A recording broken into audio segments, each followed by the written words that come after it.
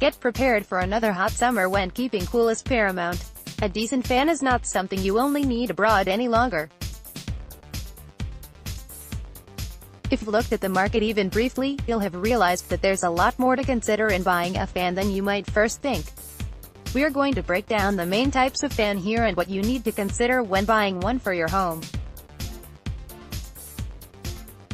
Desk versus tower versus stand. The first thing to consider is the style and size of fan you want to buy. There are three main types: desk, tower, and stand. Desk fans are smaller, designed, believe it or not, to sit comfortably on a desk. They'll generally be good at keeping you cool if you're close, but will likely struggle to chill a whole room. It's worth noting that many desk fans are still quite large, and might take up a lot of your desk. There are smaller ones, some of which are even USB powered, but naturally these will tend to be weaker. There's always a trade-off. Stand or pedestal fans are pretty much desk fans on a taller stand, with the same circular design, but raised to be 5 or 6 feet tall.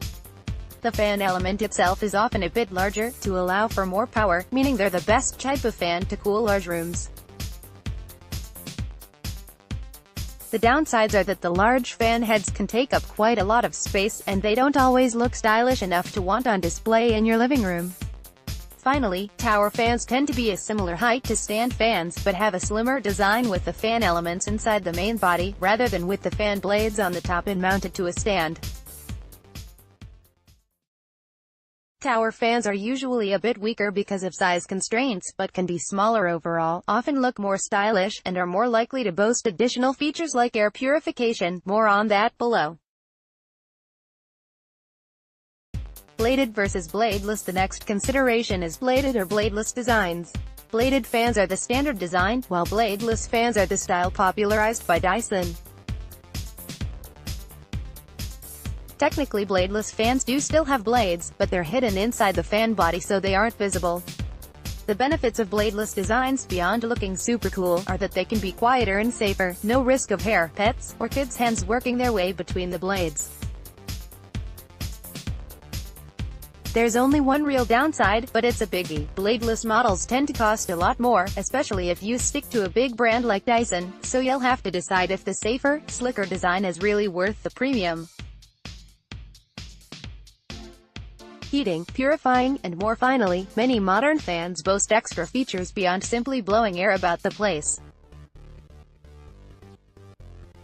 Dyson, for example, offers hot-cool models that work as both fans in the summer and heaters in the winter, saving you from buying two pieces of kit for different seasons. You can also buy combined air purifiers and fans, which will filter the air in your room to remove pollutants and allergens before blowing out the filtered, purified air into the room.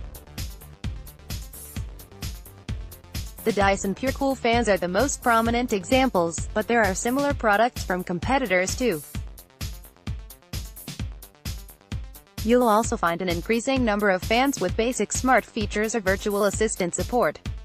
These might let you set up schedules for when the fans should turn on and off, remotely control intensity and oscillation, or even turn the fan on or off using your voice through Alexa or the Google Assistant.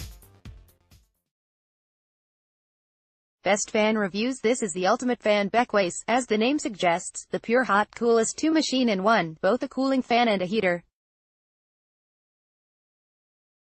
So you won't be putting this into the loft for half the year, which is a real boon.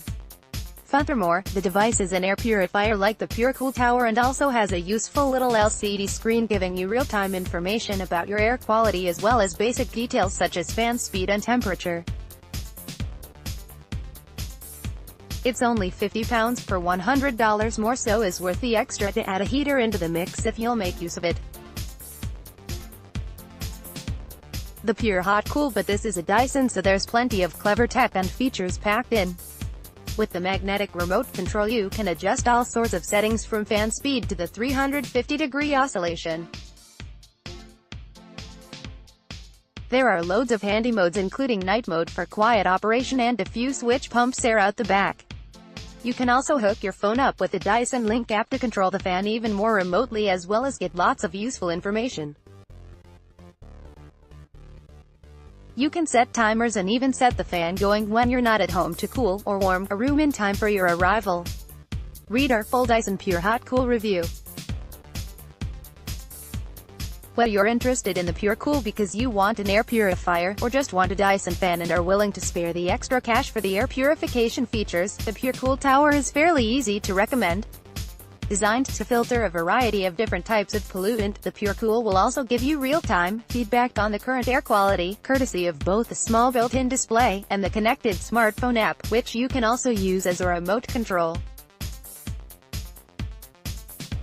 You get lots of options to tweak power and oscillation, a scheduler, a quieter nighttime mode, and even the option to blast the air backwards, essentially giving you the purification without the cooling element if you want to use it in the winter.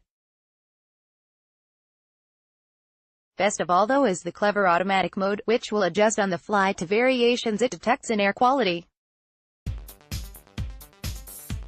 The Pure Cool is efficient, it's quiet, it looks bloody cool, and, most importantly, it just works. Yeah, even the smart features, which are usually the first thing to go wrong in connected tech. If there's one criticism we have for the Pure Cool, it's the same one we have for most Dyson tech: it's expensive. £500 per $550 is a lot to pay for any fan or air purifier, and it's hard to say for sure whether Dyson really adds enough to justify the price. You can at least save a little by opting for the smaller and cheaper desk version.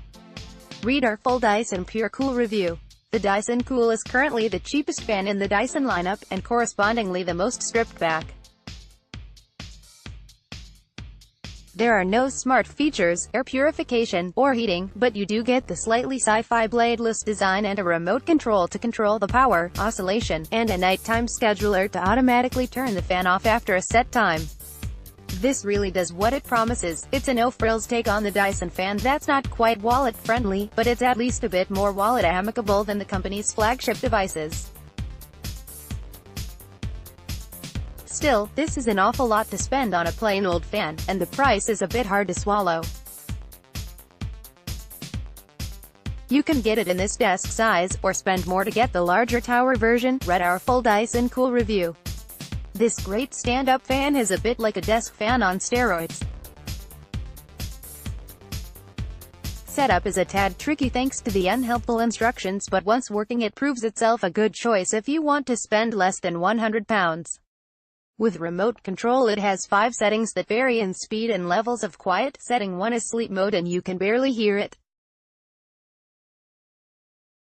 You can also set timers of 1, 2, 4 or 8 hours and easily adjust the height. It stands at 58.5 centimeters at its highest setting, and this coupled with the oscillating action means it can effectively cool large rooms and areas whether stationary or turning. If you want something more powerful and quiet than a desk fan but don't want to break the bank, then this is the fan for you.